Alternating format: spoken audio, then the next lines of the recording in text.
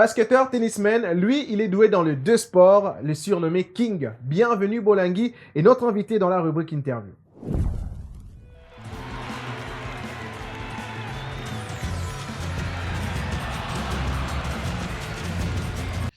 Salut, je suis Bienvenu Bolangui, athlète professionnel de tennis, ancien athlète professionnel de basket, d'origine congolaise. Je suis un natif de Goma, donc voilà. Dans ce monde-là, dans les deux mondes, le monde de basket et le monde de tennis, on me surnomme The King. Ce nom est venu des titres que j'ai eu dans le tennis et les titres que j'ai aussi dans le basket et aussi par mon jeu agressif et voilà, je suis un attaquant donc je reste pas sur la défensive, voilà. Alors ouais, parce que d'un côté moi aussi ça me surprend dans mon quotidien et tout. Bon, pas maintenant parce que maintenant je suis plus focus dans le tennis, mais je dirais 10 ans avant maintenant, ça me surprenait de combiner les deux disciplines à la fois. Alors j'ai commencé le tennis dans le jeune âge quand j'étais trop petit, à l'âge de 5 ans. Et voilà, j'étais initié par mon père et tout, et c'était mon coach aussi à l'époque. Et vers la fin de mes études secondaires, j'avais un ami, un pote qui m'avait un jour dit, voilà, écoute, de temps en temps, on pourrait aller au terrain de basket, shooter, s'amuser, juste pour faire passer le temps avant qu'on rentre à la maison. Et pour moi, c'était juste une façon de m'amuser avec mon pote, de me rapprocher avec lui. Et au fur et à mesure, j'ai commencé à prendre goût de jouer au basket.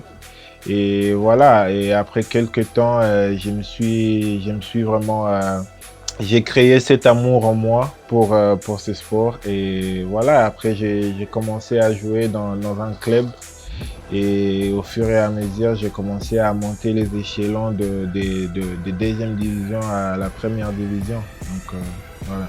Alors, le déclic, c'est que déjà à la base, le basket, c'est un sport collectif. Le tennis, c'est un sport individuel. Et à la base, en moi, je me suis dit, au fait, j'ai bien fouillé en moi et je me suis dit, voilà, écoute, j'ai retrouvé que j'avais les talents de basket en moi, mais j'étais plus passionné avec le tennis. Et voilà, donc à travers ça, j'ai eu des bonnes personnes qui m'ont entouré dans le tennis, tout comme dans le basket. Mais après, étant passionné du tennis, je me suis dit, voilà, écoute, je vais suivre ma passion, bien que je porte ces talents de basket. Alors déjà, comme j'ai dit, c'est un sport individuel. Tu as la charge tu as la pression de plein de choses en étant seul sur le terrain. Tu as la pression de coach, tu as la pression des sponsors, tu as la pression de la victoire, tu as la pression de se dire voilà, je dois réussir et tout. Donc ça fait plein de pression sur une même personne. Alors quand cette pression se transforme en une motivation et cette motivation te ramène vers une victoire, c'est la plus grande joie. C'est un ressenti qu'on peut pas expliquer parce que ça vient d'un long chemin. Ça vient d'un long chemin de travail, de, de pression et tout. Donc du coup, pour moi, ma première victoire a été un grand soulagement parce que voilà, écoute, je me rappelle que c'était dans l'équipe nationale. On jouait la qualification de la Coupe du Monde, ce qu'on appelle la Davis Cup en tennis. Et du coup, tu t'imagines, tu as la pression du pays, tu as la pression de ton coach, tu as la pression de la famille, tu as la pression de ta carrière et tout. Tu t'es dit, voilà, je dois inscrire cette histoire dans ma carrière. Et lorsque j'avais gagné ces matchs, en tout cas, c'était un soulagement pour moi. C'était un soulagement de me dire, waouh, j'ai été tendu pendant longtemps, voilà, je peux souffler et me tranquilliser. Donc voilà un peu, c'est un grand soulagement à remporter, gagner son premier match dans le tennis.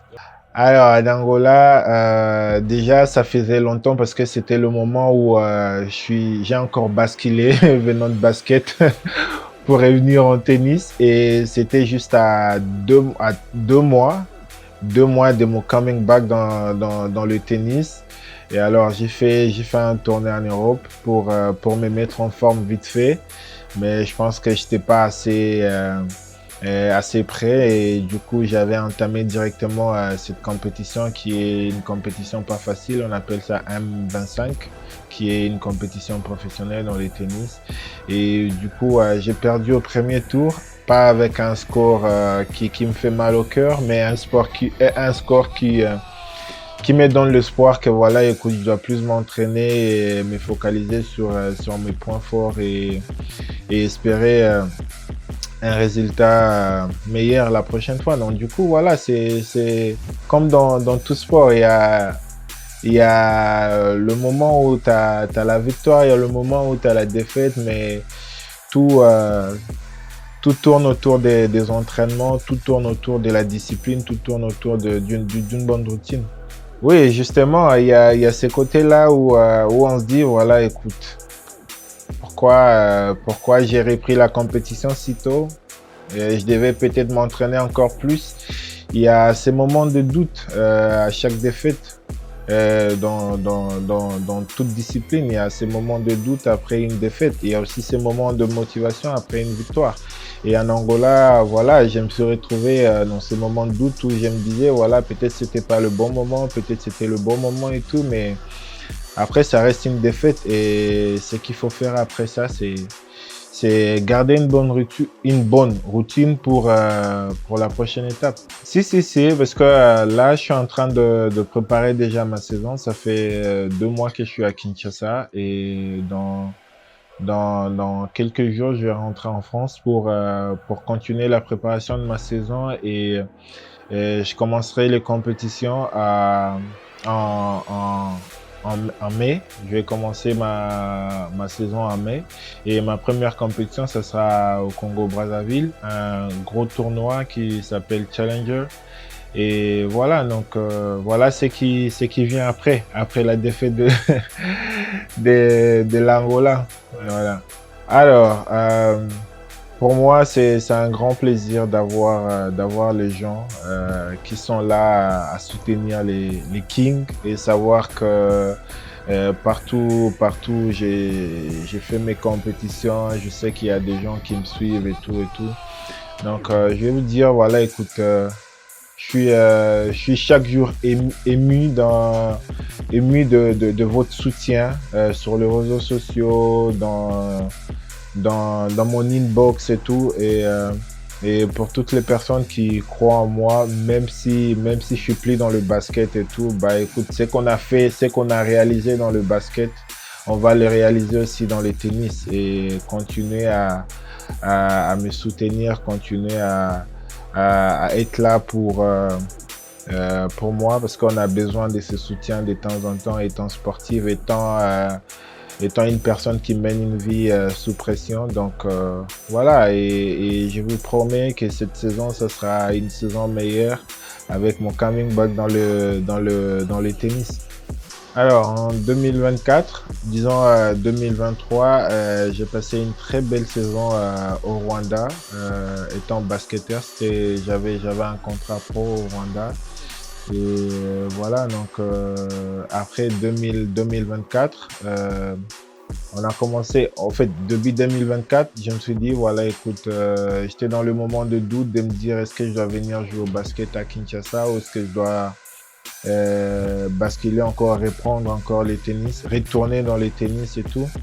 Et puis pile dans ce mois de janvier où j'étais en train de penser à ce que je pourrais faire de l'année. Et voilà, donc il y a la guerre qui est venue à Goma. Et étant un jeune de Goma, on a accueilli cette guerre sans la possibilité de fuir, sans la possibilité de se protéger de ça.